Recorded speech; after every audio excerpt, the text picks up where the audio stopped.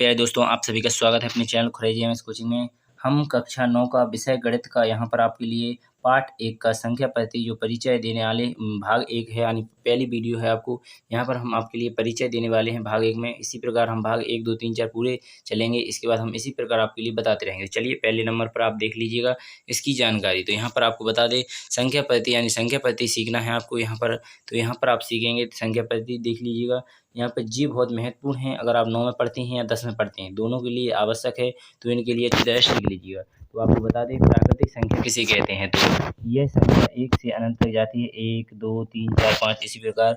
तो आप अनंत तक जाती है, 1, 2, 1 से प्रारंभ होती है तो उसे क्या कहते हैं, वो अनंत तक जाती है, उसे कहते हैं प्राकृतिक संख्या। पूर्ण संख्या 0 से स्टार्ट होती है, 1, 2, 3, 4 अनंत तक जाती है, उसे कहते हैं पूर्ण संख्या। इसके बाद आता है पूर्णांक संख्या। यहाँ पर आपको बता दें 0 है, -1, -2, -3, इस माइनस में भी अनंत तक जाती है और प्लस में भी 1, 2, 3, 4 अनंत तक जाती है, उसे ही कहते हैं हम पूर्णांक संख्या। अब यहाँ पर आपको दिख लिया होगा पूर्णांक। तो यहाँ पर 3 पूर्णांक मानी जाती है यहाँ पर, परंतु 2 पूर्णांक लिखी हुई है। जैसे धनात्मक पूर्णांक 1 से स्टार्ट होती है, अनंत तक जाएगी। ऋणात्मक पूर्णांक 1 से ही स्टार्ट होती है, अनंत तक जाएगी, परंतु माइनस में रहेगी पूरी। ऋणात्मक यानी माइनस, धनात्मक यानी प्लस, परंतु जो 0 जो बीच में छूट रहा है उसका भी तो नाम होना चाहिए, तो उसे कहते हैं उदायन। क्या कहते हैं? उदासीन पूर्णांक कह सकते हैं। तो उदासीन उसे कहते हैं, तो उसका भी आपका समझ में आ गया है। तो 3 होते हैं तो उदासीन उसे कह देंगे। 0 आपका न धनात्मक है न ऋणात्मक है, ये उदायन है। ठीक है, अगर आपसे पूछ लिया जाए 0 कौन सा पूर्णांक है, तो आपको बताना पड़ेगा उदायन पूर्णांक है। ठीक है, तो ना धनात्मक है ना ऋणात्मक है। तो चलिए बिना टाइम खराब के वीडियो को स्टार्ट करते हैं। तो यहाँ पर आपने इतनी देख ली है 3-5 जानकारी। इसके बाद और आगे आते हैं तो यहाँ पर भी दिए गए हैं कुछ, तो इनको भी देख लीजिए। जैसे अभाज्य संख्या किसे कहते हैं? 1 से बड़ी वे प्राकृतिक संख्याएं जो 1 या स्वयं से अलावा किसी और से विभाज्य ना हो। जैसे हम 1 से कट जाए, जैसे हमने 2 लिख दिए, 2 किसी से कटते हैं, 1 से कटेंगे या 2 से कटेंगे, तो यह कौन सी संख्या हो गई? अभाज्य संख्या हो गई।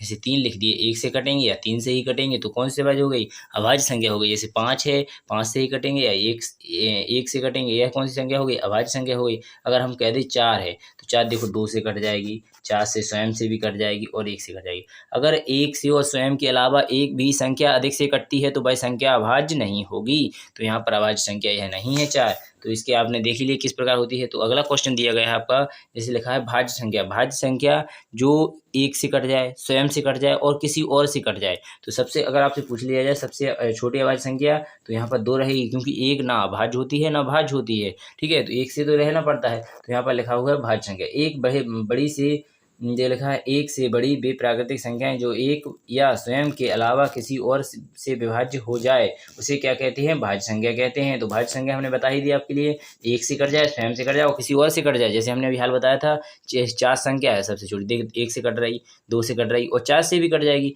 तो ये कौन सी संख्या हो गई? भाज्य संख्या हो गई। 6 है, 2 से कट जाएगी, 3 से कट जाएगी और 6 से भी कट जाएगी और 1 से भी कट जाएगी। तो ये स्वयं से और 1 से और अन्य संख्या से भी कट जाए, उसे क्या कहते हैं? हम भाज्य संख्या कहते हैं। तो आशा करेंगे अभाज्य और भाज्य में आपके लिए अच्छी तरह समझ में आ गया होगा। चलिए परिमेय संख्या भी देख लेते हैं। इन संख्याओं को P/Q के रूप में लिखा जाता है, उसे परिमेय संख्या कहते हैं। तो यहाँ पर आपको बता दें जो भी संख्या बटे में लिखी हो उसे क्या कहते हैं? परिमेय संख्या कहते हैं। बस इतना ही जानना था, तो आप सीख गए परिमेय संख्या। इसके बाद चलते हैं अपरिमेय संख्या।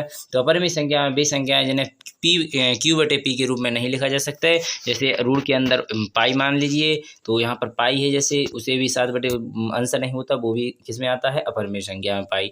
इसके बाद अगला क्वेश्चन पूछा जाएगा, तो जैसे अंदर रूट के अंदर 2 है, तो यह भी बटे में लिख सकते हैं क्या? नहीं लिख सकते, तो यह भी किस में आएगा? अपरिमेय संख्या में। रूट के अंदर 3 है, रूट के अंदर 5 है, तो कौन भी संख्या हो, इसे सभी अपरिमेय संख्या। जो भी बटे में नहीं आती, जैसे 1 लिख दिया, आप कहोगे ये बटे में नहीं है, इसके बटे में 1 रहता है। ठीक है, अगर 2 लिख दिए तो इसके बटे में 1 रहता है, तो यह सब संख्या बटे में है, इसलिए परिमेय संख्या है। अगर आपसे अपरिमेय संख्या पूछा जाएगा तो इनको आपको लिखना पड़ेगा। ठीक है, ऐसा करेंगे अच्छी तरह समझ में आ गया। जिसका बटे में न लिख सके उसे अपरिमेय संख्या कहते हैं। वास्तविक संख्या आपके लिए बता दें, तो वास्तविक संख्याएं सभी होती हैं, जितनी भी संख्या है सभी को मिला दीजिए, वो कौन सी संख्या है? सभी वास्तविक संख्या है। चाहे बटे में लिखें या ना लिखें, चाहे आपका भाज्य हो, अभाज्य हो, विषम हो, सम हो, सभी को क्या कहते हैं? वास्तविक संख्या कहते हैं। चलिए बिना टाइम खराब अगले वाले क्वेश्चन को देख लेते हैं। तो आगे आपका इसी से आगे दिया गया है आपको, तो वास्तविक संख्याएं और उनके दशमलव प्रसार लिखिए। तो यहाँ पर आपका लिखा है शांत है, और यहाँ पर आपको अभी हल बताया वास्तविक संख्याएं। तो यहाँ पर शांत किसे कहते हैं? तो आपको बताया जिसका शेषफल आपका 0 आ जाता है उसे कहते हैं शांत। अशांत। जैसे भागफल किसी संख्या का भाग देके बताएंगे, जैसे 2 का देंगे 4 में, या 2 का दे दीजिए आप 3 में। 3 में देंगे 2 एकम 2, 1 बच जाएगा, फिर दशमलव लगा देंगे, 2 एकम 2, फिर दशमलव लगा लिया, 0 बढ़ गया, फिर भी यहाँ पर शेषफल कितना आ गया 0, यानी कट जाए पूरा शेषफल 0 आ जाए जहाँ पर आपका, उसे क्या कहते हैं शांत कहते हैं। क्या कहते हैं? शांत कहते हैं। यहाँ पर लिखा है यहाँ पर आप देख लीजिएगा, यहाँ पर लिखा है अनवासनीय आवृत्ति, अनवासनीय आवृत्ति, तो यहाँ पर लिख लीजिए अनवसानी आवृत्ति, तो यहाँ पर लिखा है अशांत आवृत्ति। तो यहाँ पर आप देख लीजिए अशांत आवृत्ति, इस स्थिति में शेष पुनरावृत्ति होती है। तो यहाँ पर अगर आपसे पूछा लिया जाए 1/3 को हल कीजिए, तो 3 का भाग आपको देना है 1 में, तो यहाँ पर आप 3 का भाग देंगे तो यहाँ पर दशमलव लगाना पड़ेगा पहले ही, तो यहाँ पर आ जाएगा आपका 10, तो यहाँ पर आप कटेंगे 3 त्रिका 9, फिर 1 बचेगा, फिर 1 बचेगा, कभी भी कटेगा नहीं, हमेशा शेषफल एक ही एक रहेगा। तो बार बार जो आता है उसे क्या कहते हैं? अशांत आवृत्ति, यानी पुनः बार बार आने वाली संख्या है। तो जैसे 1/, तो यहाँ पर 3 आपका इसके उदाहरण के लिए हो जाएगा। इसके बाद चलेंगे अगला वाला सवाल, अनावश्यकीय अनावृत्ति, अशांत अनावृत्ति, ठीक है। यहाँ पर थी आवृत्ति, यहाँ पर है अनावृत्ति, ठीक है।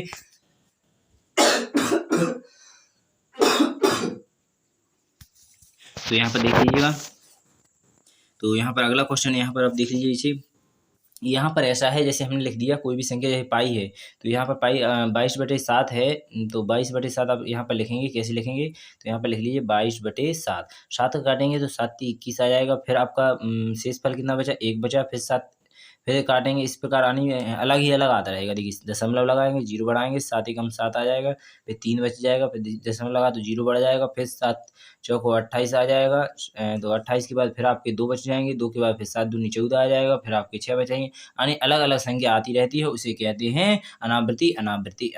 अशांत अनावृत्ति।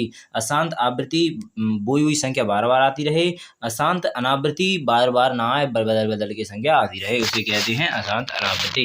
आशा करेंगे समझ में आ गया होगा। बिना टाइम खराब किए चलते हैं नेक्स्ट क्वेश्चन पर। तो ये आपका नेक्स्ट क्वेश्चन, इनको आप देख लीजिए, घातांक नियम। तो यहाँ पर घातांक नियम आपके लिए देख लीजिएगा, बहुत ही इंपॉर्टेंट है, बहुत ही ज़्यादा आने वाले हैं। तो यहाँ पर अगर गुणा में घाते हैं, समान आधार पर गुणा में घातें जुड़ती हैं, आप याद रख लीजिए, समान आधार पर गुणा में घातें जुड़ती हैं। और यहाँ पर आप देख लीजिएगा, एक आधार हो और गुणा में घातें होती हैं, तो हमेशा गुणा ही होता है उनका, तो यहाँ पर गुणा कर दीजिएगा, आपका पुस्तक में लिखा हो, ठीक है। जैसे अगर हमने 2 संख्या लिख दी, यहाँ पर आपकी 2 की घात 2 है और यहाँ पर 2 है, 2 दूनी 4 रहेगी, यानी 2 की घात आपकी 4 हो जाएगी, आंसर आ जाएगा। इस प्रकार ऐसे करना है। तो यहाँ पर अगर आपकी 2 की घात 2 है प्लस 2 की घात 3 है, तो इसका भी क्या हो जाएगा? जुड़ जाएगा, यानी 2 की घात कितनी आ जाएगी? 5, इसका राइट आंसर आ जाएगा। इसी प्रकार यहाँ पर लिखा हुआ है, भाग में संख्या घटती है, भाग का ही बटे में रखा जाता है, यानी 2 की घात यहाँ पर ऊपर आपकी 3 है, यानी 3 मान लीजिए, और नीचे 2 की घात आपकी 2 है।